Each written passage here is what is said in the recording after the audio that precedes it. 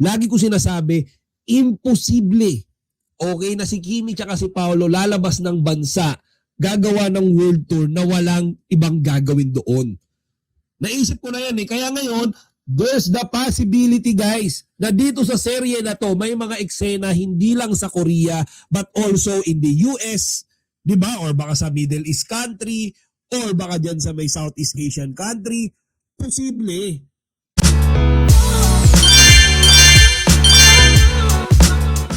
Diba? So, another Dreamscape production na naman. Pala to, akala ko movie series pala ulit. Sabi ko na nga ba isa siyang chef sa new series. At tama ka, Madam Jang. So alam mo na yung storya nung Copino. Tama ba? So guys, ngayong araw nga officially na in-announce ng Kim Pao and Prime yung bagong serye, ikatlong serye na pagsasamahan ni Kim Chiu at ni Paolo Abilino. At yan nga ay ang Copino. Okay? That's a Filipino/Korean movie series. Okay? And pagsasamahan yan mga kachika ng dalawang nationality. Okay? Kaya Copino, it's Korean and Filipino. So that's the meaning of Copino. And guys, dami talagang mga fans ang nagbubunye. Yung mga bashers, nando na. Nagsama-sama na sa bomb shelter. Nagtatago na kasi panigurado, pauulanan sila ng bomba ng ang mga pauulanan sila ng mga bomba ng Kim Pao fans. Di ba? Nasaan na yung nasaan na ngayon guys yung mga juding na nakaduster? Nasaan na? Sige nga, mambash pa kayo. Kahapon lang, nakaraang araw lang, todo bash kayo Ngayon, nasaan na kayo guys? Di ba?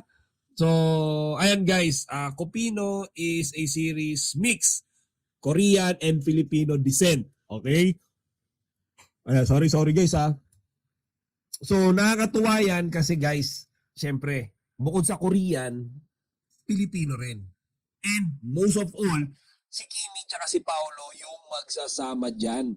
Di ba? Kaya nga sa isang iglap lang guys, gano'n lang, nakalimutan na kaagad ng Pilipino, nakalimutan na kaagad ng mga fans yung Pao din. Di ba?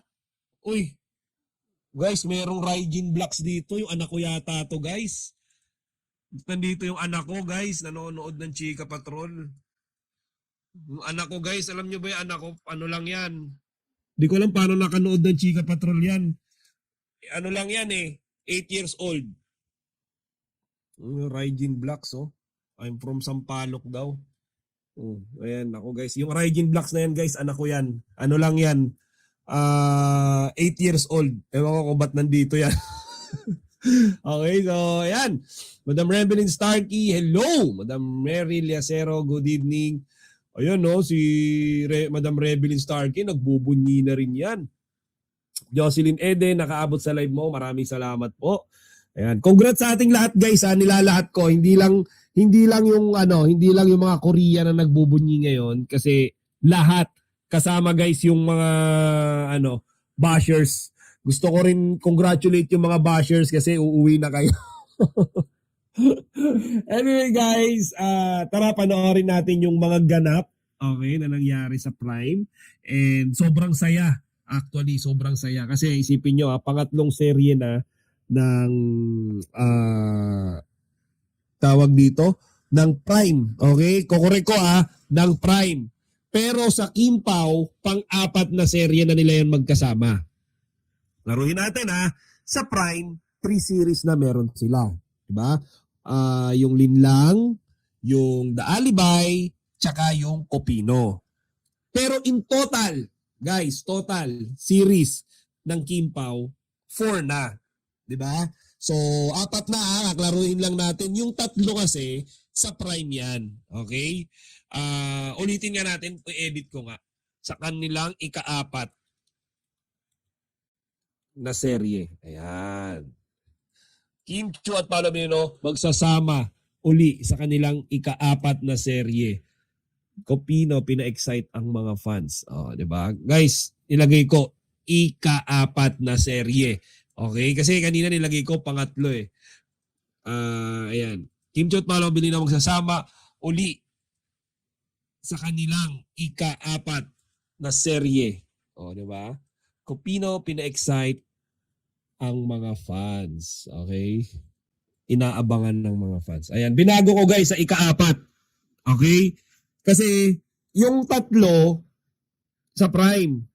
Pero total 4, 'di ba? Una linlang. Sunod yung What's Wrong with Secretary Kim. Pero that was under VU. 'Di ba?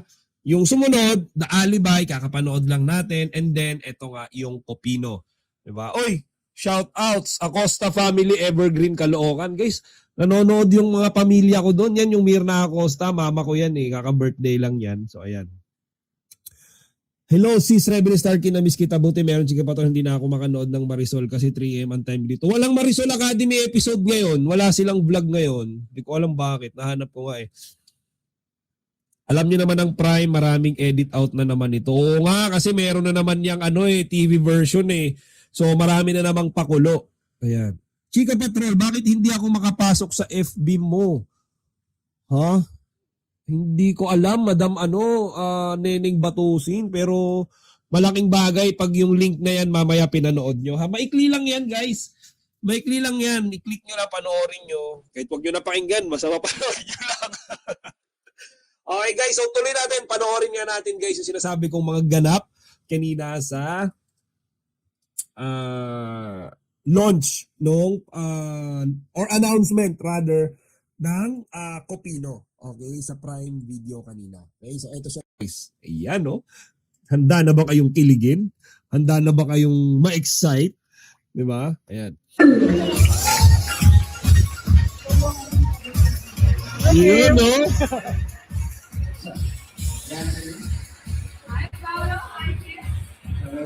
Guys, tinan nyo naman guys, talagang kapit na kapit yan, no? Ayaw bumitaw eh. Di ba? Ayaw bumitaw.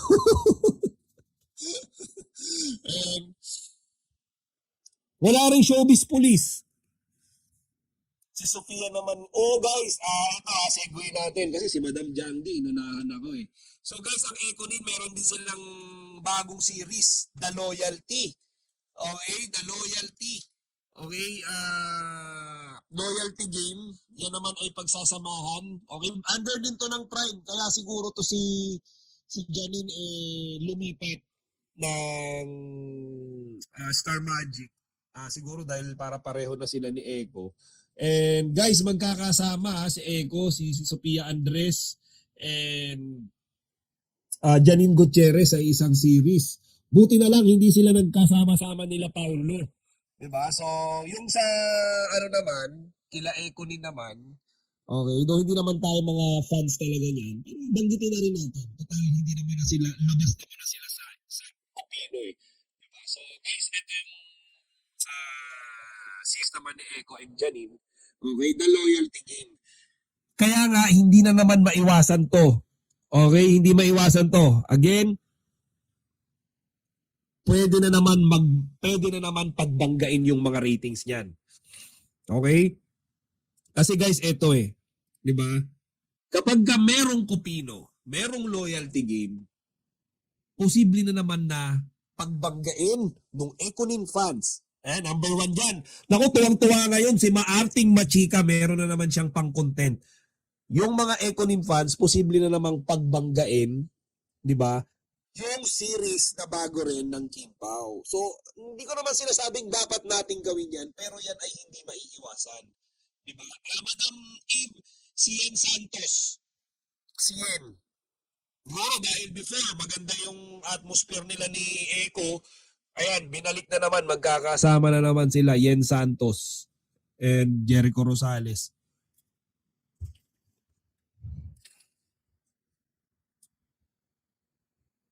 Hindi ko sure kung sino mauuna, pero ayan, nabanggit ko lang, new teleserye alert. Wala namang mention dito, pero parang medyo sosyalin yung nila. Medyo sosyalin yung poster, 'di ba? Hindi kagaya nung sa Kim Pao. Wala pang poster yung Kim Pao eh. 'Di ba, guys? Wala pang poster yung Kim Pao, so most likely mauuna yung The Loyalty Game. Okay? So balik tayo dito. Sana succeed. Big na lang Econin kasi hindi yung bankable. Kung November pa ang Kim Pao. Oh, okay. Ayan, November.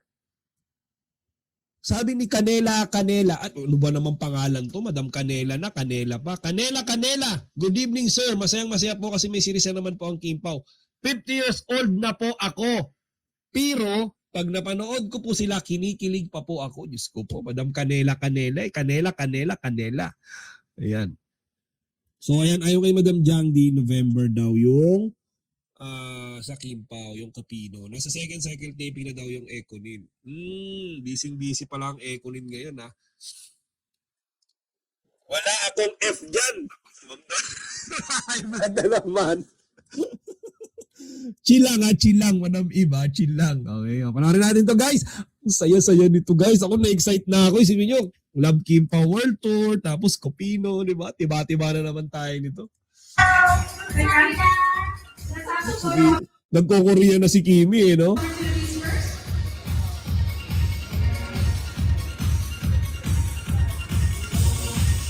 Tsaka guys, ang kagandahan pala dito, may mga eksena sila na isushoot sa Korea. So guys, nakaka-excite yan kasi doon sa My Love Will Make You Disappear, inedit lang yung Korea doon eh. Inedit lang. Pinatong lang sila sa Korean location. This time, totoong Korea na yan. Okay, totoong Korea na yan. Konbanwa, Maria Kato. Ayan, Konbanwa, nakato sa live po, palagi lang ako replay. Okay lang yan, Madam Maria Kato. Nasanay ako si Madam Ray Kayagi nagko-Konbanwa eh. Ngayon si Madam Maria Kato. Good evening po, Madam Maria Kato, Konbanwa. So guys, tinan nyo rito sabi ni Kimi tsaka ni Paolo, may mga eksena silang isushoot sa Korea. So most likely, magko-Korea sila. Yun na nga ba yung sinasabi ko, naalala nyo before, lagi ko sinasabi, imposible, okay, na si Kimi tsaka si Paolo lalabas ng bansa, gagawa ng world tour na walang ibang gagawin doon. Naisip ko na yan eh. Kaya ngayon, there's the possibility, guys, na dito sa serye na to, may mga eksena hindi lang sa Korea, but also in the US, di ba? Or baka sa Middle East country, or baka dyan sa may Southeast Asian country. Posible. Di ba? So, guys, ayan yung sinasabi ko. Di ba? Ako, wala akong balita dito. Walang nagtitip sa akin, ha? Pero guys, tinan nyo, naaamoy ko eh. Di ba? Love Kimpaw World Tour, merong project na paparating, nangyari nga, di ba? Sabi ko na nga ba, may project yan, isushoot abroad eh. Oh, ayan, nagsushoot na nga sa abroad.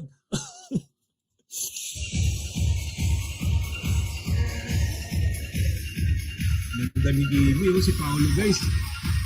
Pogi, si Kimi, kapit na kapit, guys, ha? Walang bitawan yan. Okay? Paolo, here, I hear this is not your first project with Prime. So how does it feel to keep working with it? This is not the first. This is not the second, but the third project in Prime. Dapat nilagyan na lang ng emphasis yan. Third project na laging nagna-number 1. Okay? Dapat tiniinan nila yan eh. Para naman medyo maging ma-conscious yung mga ibang mga artista na nandyan, na nakapila dyan. Di ba? Pila-pila yung mga artista na nandyan. So para ma-conscious, putyan, dito pala yung mga box office, yung mga number 1 sa ratings, di ba? To be back with Prime again. For me, I'm very grateful. It's going to be my third project with Prime once we launch Capino. And it's my third project with Kim and Prime. Oh, di ba guys? Third project, pero tinutukoy dyan ni Paolo most likely in Prime. Di ba? Third project sa Prime. Okay, kasi sa series, pang-apat na project na nila yan. Tapos kung kasama naman yung movie, pang-5 project na nila yan together. Grabe, ang dami. Tapos, sabi ni Paolo dati, di ba, ayaw niya raw ng nag-i-stick sa love team. Di ba, naalala niyo yun before? Pero ngayon guys, ayaw niya nang umalis sa love team. Kay Kimi lang yan ha. Kay Kimi lang yan guys. Is your lucky number? Hopefully, 30. 33 ko na. Kim, For me, working with Prime Video again, and this is my fourth project. So amazing! Oh, di ba? Fourth project. So, tignan niyo guys yung reaction ni Kimi dyan. Walang kahalo ha. Walang halong yabang. Walang halong pagmamalaki. Di ba? Just yun, pure humbleness and legitimate na happiness. Wala yung, alam nyo yun, yung mga may konting takurot na nagyayabang. Wala, guys. Prime Video for me, working with them feels like home, but a home that keeps on evolving. Yeah, I'm very proud to always do projects with Prime Video. Oh, yan, lagi rin sinasabi ni Kimi yan na keep on evolving, laging may bagong natututunan, something new, something na hindi niya pa natatry before. Actually, yung sabi ni Madam Jangdi, yung fit check niya po kaya Fort na, okay? Actually, sinabi ni Madam Jangdi, saan mo po ba narinig na mag-chef dyan si Kimi? Sorry, Madam Jangdi ha, kasi baka hindi ako updated. May chef ba na ano? Magpasta tayo. Ano to, sabi ni Madam Edita na doon sa magpesta tayo mga funny, suportahan natin ang Kopino. Go tayo. Sunod-sunod lang events ng Kim Pao. First magsi-celebrate po tayo di Kimi. Oh, bagong pa-birthday pa yan, guys. Naku, Diyos ko po. Ano pa bang wala kay Kimi, guys? Sunod-sunod na yung mga blessings niya. April 19, magbe-birthday pa yan.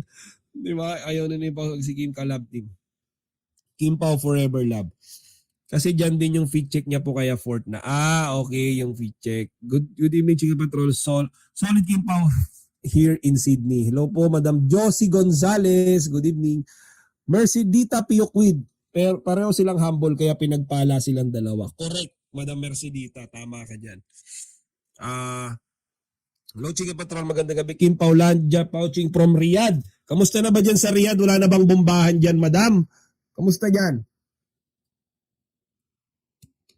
Oo nga. Tapos May 13 si Paulo. Oo nga, ay magkasunod dyan April tsaka May. Pang-apat na ni Kim sa Prime Fit Check. Ayan. Sa Sunday nung birthday, sa Sunday na yung birthday ni Kimi. Oo nga no, April 19 guys. Sunday may darating ako shipment nun. Wala na po sir. Sa awa ng Diyos. Ano yun, Madam Rose Jeb? Ano yung wala na po sir sa awa ng Diyos? Wala na yung bombahan pala. Okay. Buti naman tahimik na dyan sa Riyadh. Baka Saturday may ganap na siya sa Showtime. Saturday. Baka guys, possible. And feeling ko dahil dito sa announcement na to, siguro guys mas malaki yung chance na si Paolo bumisita sa Showtime. Nararamdaman ko lang kasi usually kapag may mga project ang Kim Pao, si Paolo bumibisita doon kahit walang ipinopromote. Minsan dumadalaw lang siya doon. Minsan inaasar lang siya ng ibang mga 8 Showtime host kay Kimi. Most of the time nga guys, sinusundo at hinahatid niya lang si Kimi. Di ba? Usually ganyan So siguro mas mapapadalas ulit nating makita si Paolo sa Showtime ngayon. Diba? Happy birthday, Kimi. I love you more projects, Kim Pao. Ang gandang pa-birthday nito kay Kimi. Isipin nyo, bagong series, guys. Another na naman, pagkakaguluhan na naman yan ng mga exes nila. Naku, yung mga ex na naghahabol, yung mga ex na palibhasa, laos. Naku, gusto magkaroon ng project with Kimi and Pao. Anyways, hindi maiwasan yan. Buti na lang may discipline si Kimi tsaka si Paolo dyan. Before I let you both go, because we heard the number of projects you've had with Prime Video, what makes this different? This one, Kopino, of course, yung nasabi natin, it's Korean and Filipino. So, Korean and Filipino. Ayan. Akala ko nga guys dito Korean adaptation Akala ko parang Korean adaptation pero nung sinerch ko, wala. Ibig sabihin lang pala ng Korean tsaka Filipino. syempre, may Korea magic. We will go to Korea. Ayun, di ba? Sabi sa inyo kanina Guys, pupunta sila sa Korea. Okay, so aside pa yun doon sa gagawin nilang world tour, magti-trip din sila sa Korea. Naku, ang swerte ng mga nasa Korea ngayon. Grabe kito si Kimi tsaka si Paolo. Sinusuyod talaga yung buong mundo. December, nasa Europe. Last month, nasa Paris. Tapos magko-Korea, mag-US. Di ba guys? Sino ba naman, alam nyo guys, sa lahat ng mga fanbase ng artista, yung mga fans ng Kim Pao ang pinakaswerte. Alam nyo kung bakit? Hindi nalalaos Hindi natatabunan Isipin nyo, ilang taon na yan. Okay, ako guys, grabe guys. ilang taon na ako nagbablog ng Kimpaw. Mag-aapat na yata. 2022 nagkikimpaw na ako. 2022 ba yon? 2000, ewan ko, basta tagal ko na nagkikimpaw guys eh.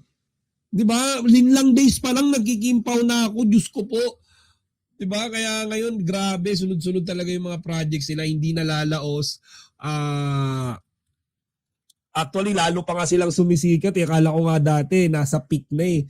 Yung kasikatan nila. Yun pala, nagsisimula pa lang sila. Di ba? Yung 2023 pala, nagkikimpaw na ako. Ayan, mga linlang days yan. Di ba? Kaya nga, super busy na po sila this year. Kaya di na sila kasama sa ASAP Australia sa July 25. Oo, hindi, Madam Mercedita.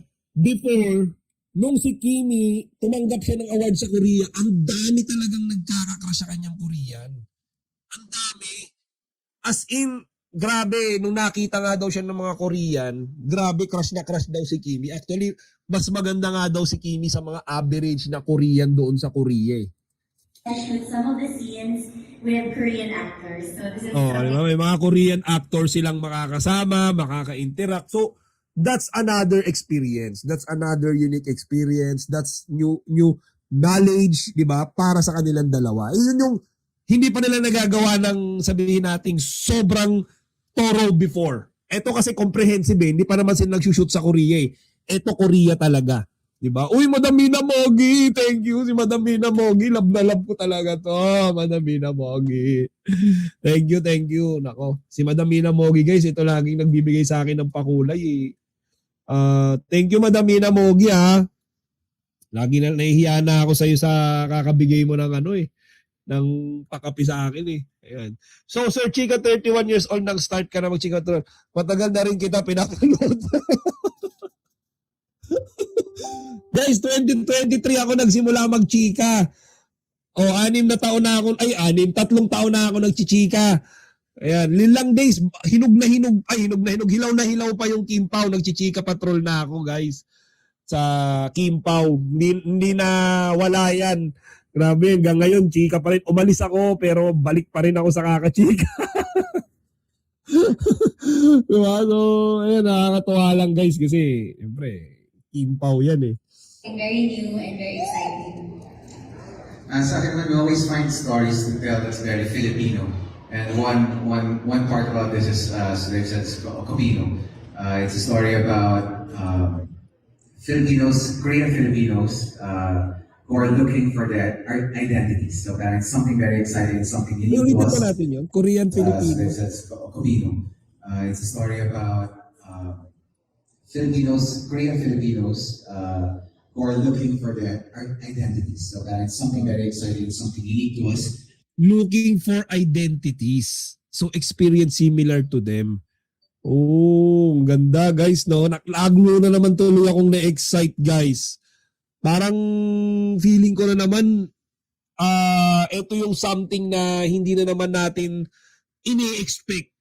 Diba? Parang sa kanila new experience, parang sa atin alam niyo yun, new excitement na naman. 'Di ba? Kasi karamihan sa mga pinapanood natin, parang nakakasawa, paulit-ulit yung tema. Pero ito guys, parang something new na naman, 'di ba? Nakaka-excite naman guys. Ito yung matagal ko lang hinihintay eh. Ito, may hinahanap ako guys eh. Ito yata. Ito. Okay. Ito guys, nakita ko yung first vlog ko kay Kimi. November 29, 2023. First vlog ko kay Kimi guys. Grabe. Ayan. First vlog ko kay Kimi. November 29, 2023. Tagal na. Diyos ko po.